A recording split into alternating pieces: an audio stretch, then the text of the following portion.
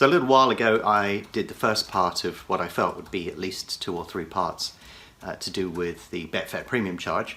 And so, as promised, I'm doing the follow-up to that to discuss how it affected me and how it could or could not affect you. So that's what I'd like to discuss in this video. If you're interested in learning to trade on Betfair, then visit the BetAngel Academy, where you have detailed, structured Betfair trading courses. Or why not visit our website where you can download a free trial of BetAngel Professional, but also visit the forum where you can get detailed images, examples, and downloadable files. And don't forget to subscribe to our YouTube channel and click on the bell icon if you want notification of new videos as they're released. So when betting exchanges were born, it was revolutionary. You could basically place a bet on an exchange and then somebody would come along and take that bet. If you won, you would pay a bit of commission, and if you lost, you would pay no commission at all. And basically, to summarize very neatly, without any extrapolation, any further detail is the word I'm looking for, you would basically pay a 5% charge on a winning bet. So if you won £100, you'd pay £5 of that to the exchange. Now, I have explained the exchange model before, but I shall paraphrase it now. Imagine a big pie, a big circle. On one side you have the winners, on one side you have the losers, and then the exchange makes its money by basically taking a commission from the winners. And that's how the exchange model operated for 8 years. And then in 2008, Betfair introduced a thing called the premium charge.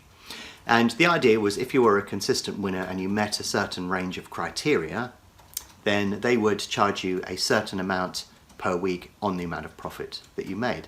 If you hadn't reached that amount in commission, they would just top it up to that level, and that charge would be taken once a week. There was a huge outrage when this charge was implemented, and I obviously had to pay that charge the day that it was implemented. There was nothing that I could do about it.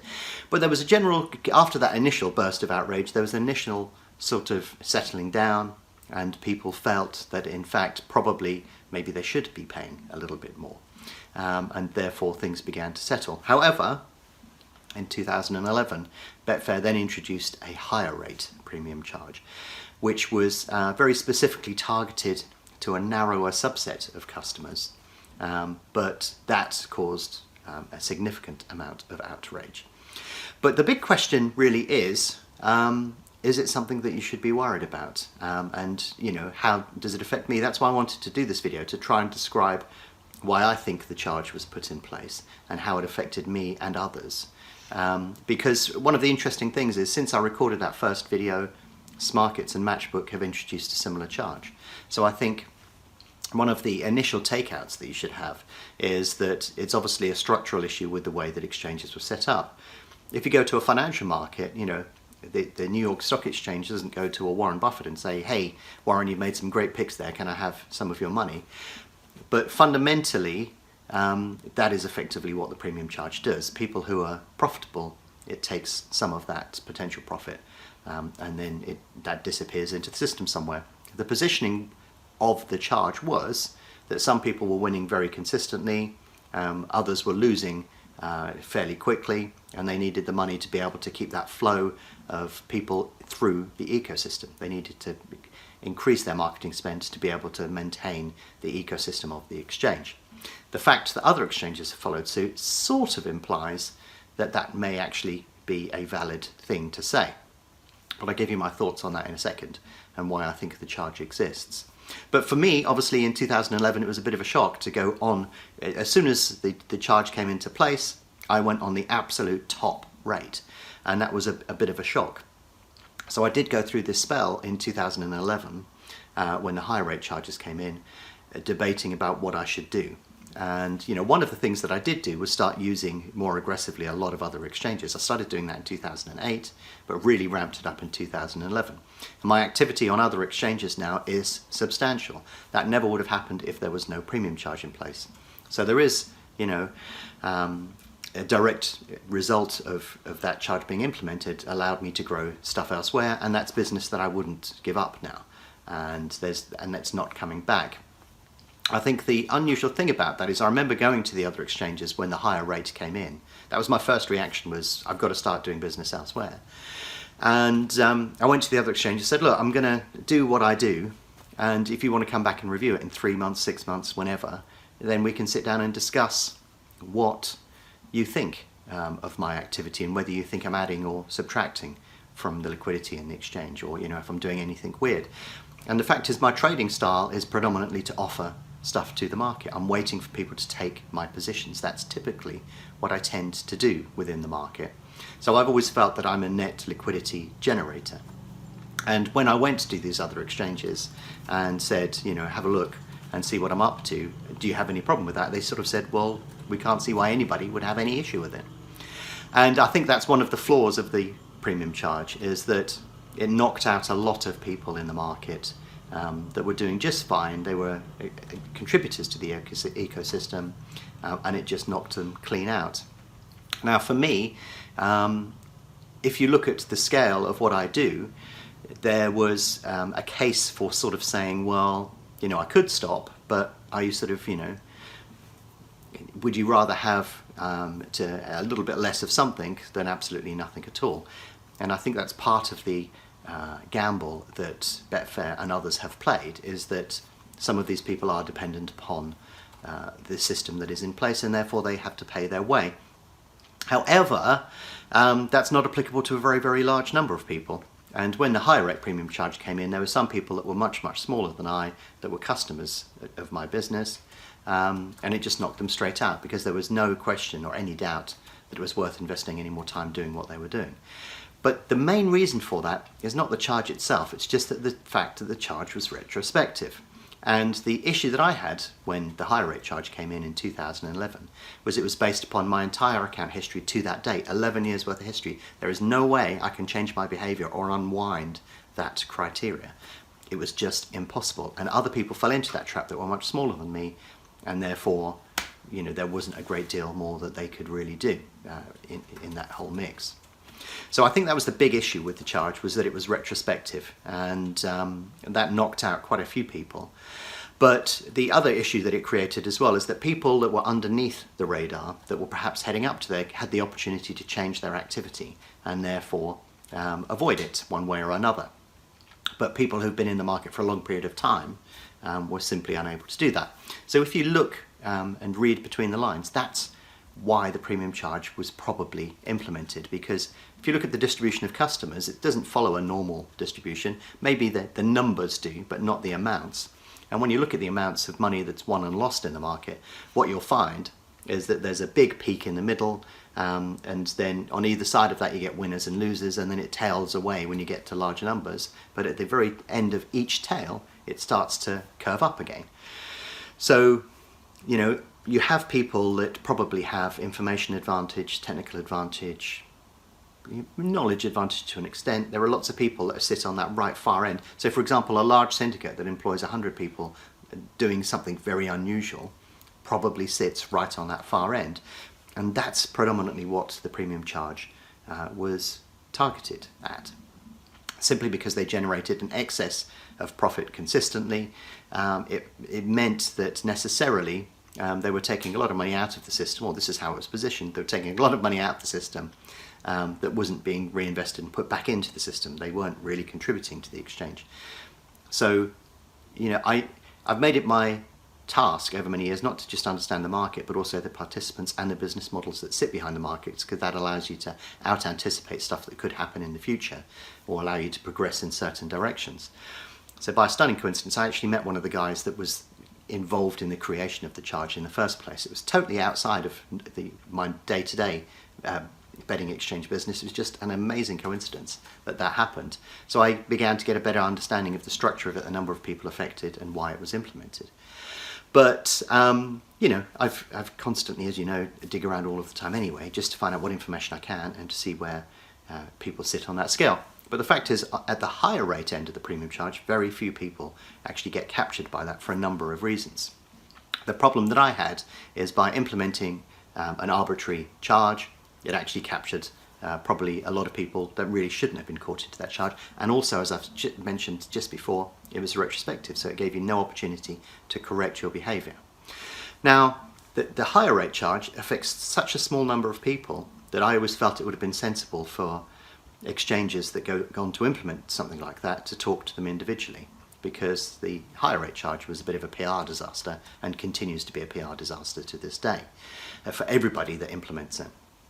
But nobody really has explained it in enough depth to be able to specify why it's in place. But also, if you think about it, the base of the charge is on three key determinants: the amount of money that you've won, the number of markets that you've traded, and also the amount of commission that you've paid.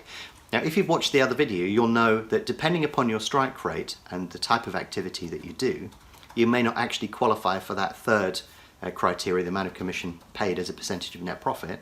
That may not actually be something that you ever fall into that trap, because your style of what you do, whether it's betting or trading, may not lead you into that path. So if you overcome that hurdle, then you need to overcome the number of markets traded and then the lifetime profit as well. And there are other stuff that's thrown into the mix. I'm not going to go into that into great depth. So say you've got a 1 in 1,000 chance of entering one of those criteria and 1 in 100 and 1 in 1,000 in the other. You can see that 1,000 to the power of 3 is a very large number. So if you multiply that into a user base of 4 million users, you're always going to get a very tiny number that get affected. So I think that the way that the charge was implemented was to target that narrow strip of customers, but they inevitably knew they were going to throw the baby out with the bathwater and capture a few others that they didn't intend. But the problem that they were trying to solve was more or less solved by having those key hurdles, those key barriers to falling into that particular trap of having to pay those much higher rate charges. Now, the lower rate charge is obviously still in place, and that captures more people because those hurdles are much lower. So I would imagine that there are quite a few payers of the lower rate charge, and the fact that the entry criteria has not changed for a long period of time means that more and more people will get dragged into that every year that passes because of fiscal drag. If you don't know what fiscal drag is, Google it and find out. So yeah, it was targeted a very narrow subset, and lots of people complain about the premium charge, but in fact not as many people as you think actually pay it. And in fact the higher rate premium charge, a very, very tiny number of people pay that, but nonetheless it sounds good if you say that you are a higher rate premium charge payer. Now, I am a higher rate premium charge payer, but that was because I fell into that trap, that gap between not being a syndicate but being a very successful individual trader and meeting all of those criteria. And because I'd been around for so long, it was inevitable that I would end up getting caught up in that mix. But if you're at the stage where you're at the beginning of your trading career and you're worried about it, the big advantage that you have that I don't have is that it's not going to be retrospective for you. So if you modify your behavior, the lifetime profit calculation that is part of the premium charge is going to still be in place. So if you are successful enough, you will definitely hit that hurdle. Number of markets traded, depending upon what you're doing, you may or may not hit that hurdle. But the biggie is the amount of commission that you're likely to pay. So if you're below that level, or you think that you're heading towards that level where a higher rate charge will kick in, then you can modify your behavior to mitigate the effects of that. But that is going to take a bit of effort as well. But my advice to you is, if you are successful and you think that you're heading in that direction, then there are loads of people on the forum, and myself as well, that are in the higher rate premium charge area, and therefore it's easy for you to contact us and get some advice on what you need to do. There are already quite a few threads on the forum that discuss that process and how you can modify your behavior to make sure that you don't get caught in that trap. But for people like me, who were higher rate premium charge payers on day one, there was nothing I could do to avoid that trap. So that was particularly disappointing for me. But part of my response to that was to go and trade elsewhere, and shift my business around and modify the mix of what I do. And I think that's a shame, really, because it would have been better when a charge was implemented to just wipe the slate clean and say, from this point onwards, this is what we're going to do, because then at least it gives you a chance to modify your behavior to meet the exchange's commercial objective as well as your own. And I think that would have been a much more sensible way of implementing it. Should you be particularly worried about paying it? Well, you'll probably end up paying the lower rate version of it if you're moderately successful.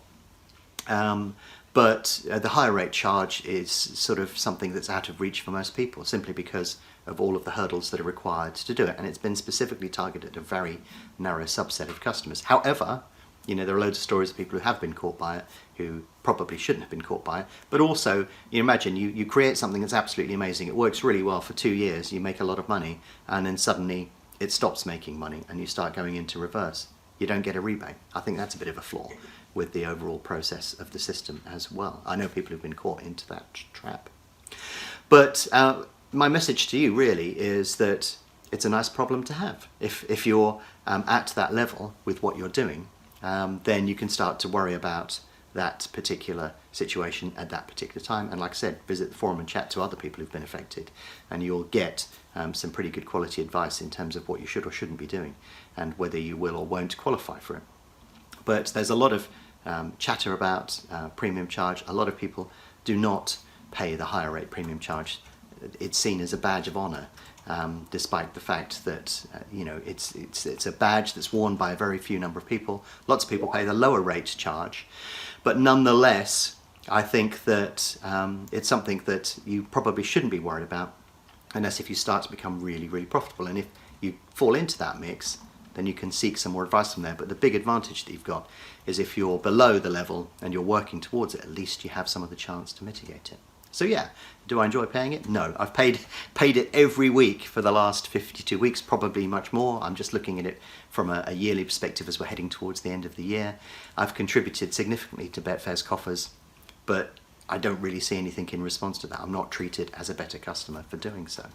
So it's not something that I enjoy doing.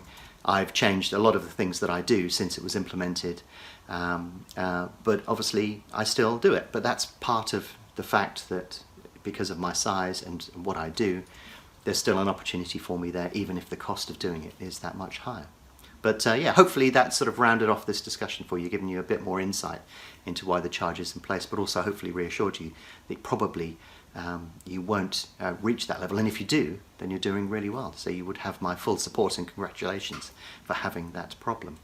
But anyhow, that is a full discussion on the premium charge.